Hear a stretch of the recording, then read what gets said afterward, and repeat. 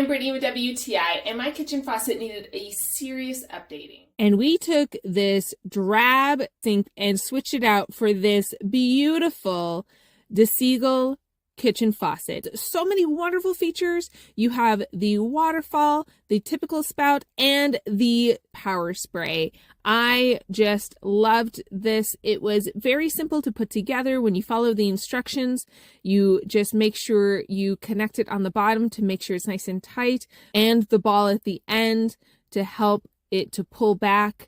It was just so easy, and the end result was amazing. I can do so much with this. How easy it was to just turn it on a little bit just to get the remnants of any dish out, to scrub and clean my dishes. It's got a 360-degree turning radius, which makes it so easy to turn it out of my way, pulls out so that you can get closer to whatever you're washing or rinsing.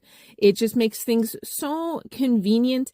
That power sprayer is great for cleaning pots and pans. My favorite feature is when I'm cleaning vegetables or rinsing anything, is being able to turn that around for the waterfall setting. This is just so nice because it's not harsh, but is able to give an even clean, and it wipes down so nicely, doesn't get any water marks on it.